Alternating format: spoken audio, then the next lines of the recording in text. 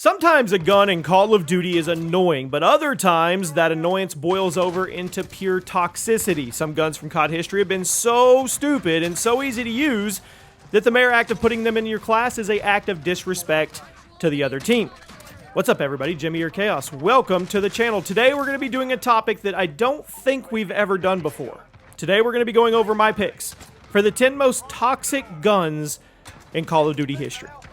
These are the guns that took no skill to use, and they were instantly tilting if you saw them online. So you let me know what you thought the most toxic gun in COD history was. Guess what you think number one for me is. Drop a like on the video, and let's get salty together.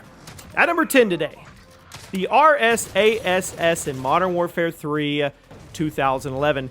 If you were playing MW3 back in the day, you probably remember all those face-off matches where someone on the other team would just be sitting in the very back corner of the map, spraying this gun at max speed. No recoil, they had their modded controller, just going to town. Now, the RSAS was a semi-auto sniper that could be a one-shot kill to the head or a two-shot kill to the body, and with modded controllers being at their peak popularity during the early 2010s, this gun got a ton of rightfully deserved hate. But even if you weren't playing with a modded controller, this gun was a toxic weapon in general. Nobody likes it when a sniper rifle is this easy to use, and it totally takes away from the integrity of sniping as a whole, which can be extra frustrating. It can, because Modern Warfare 3 was one of the best sniping CODs of all time thanks to the MSR and the L118A and the Specialist Strike package. But if you use this one, well, you already know. At number 9. The 725 in Modern Warfare 2019. Raise your hand if you remember when Modern Warfare 2019 first dropped, and the 725 completely broke the game. This double-barrel shotgun was completely busted on launch day, and I'm still not sure how Infinity Ward let this one slide through the cracks during testing. The range? Absolutely nuts. The handling speed? Super quick, and since overkill was such a low-cost perk back then, everybody had a 725 shotgun in the back pocket at all times. You'd be running around the map, turn the corner, and get insta-killed by a 725 from 30 feet away and immediately get jetted back to the lobby. It was obviously overpowered, and people were using it in the scummiest ways possible. Even after the nerfs, the 725 was such a tilting gun. I think it deserves to be on this list, and just a heads up, you're going to see a lot of shotguns on this list because there's a lot of toxic shotguns throughout COD history. At number 8. The SG12 in Black Ops 4, specifically with the strobe light attachment. On its own, the SG12, it was an average semi-auto shotgun, decent 2 to 3 shot kill range and some clunky handling. You throw on the strobe light attachment, it's a whole different ballgame. The SG12 strobe light would basically give you infinite flashbangs because if an enemy player got too close to you, all you had to do was hit the left trigger and they would be completely blinded while you circled around them and sent them back to the lobby. And since normal flashbangs and concussion grenades weren't really a major part of the Black Ops 4 multiplayer experience, hardly anybody was running the correct perks to counter something like this. The SG12, with the strobe light, was one of the most toxic shotguns in COD history because it's one thing to get killed by somebody using a spam shotgun. It's a different thing entirely to get killed by somebody using a spam shotgun with a built-in flashbang at the end of the barrel. To me, that's just cheap. You didn't deserve any of the kills you got with it, and you knew it.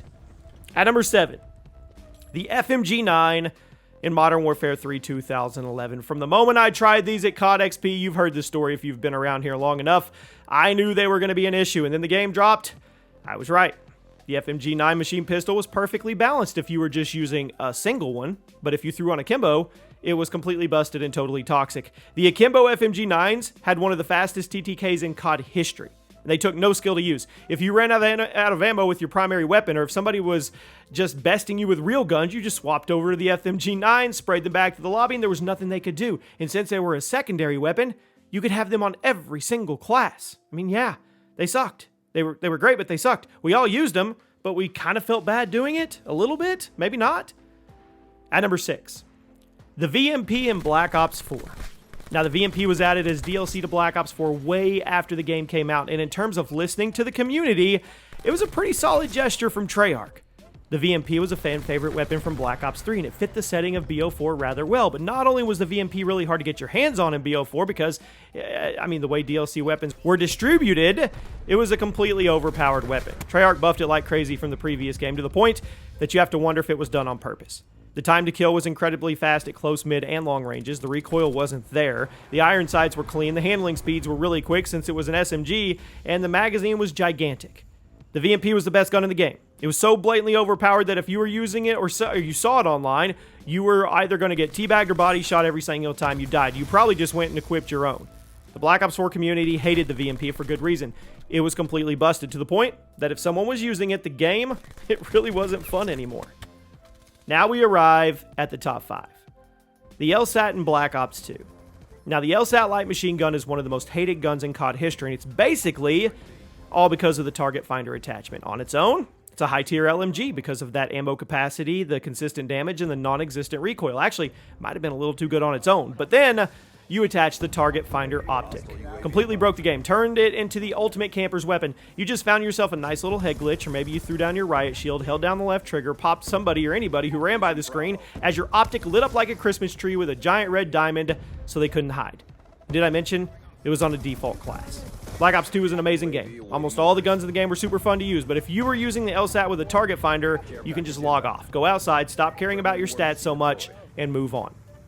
At number 4, the Marshall 16 in Black Ops 3. Now, you may argue that the Marshalls from Black Ops Cold War were actually more toxic, but I would argue back there was more of a counter to those, so they were actually less toxic.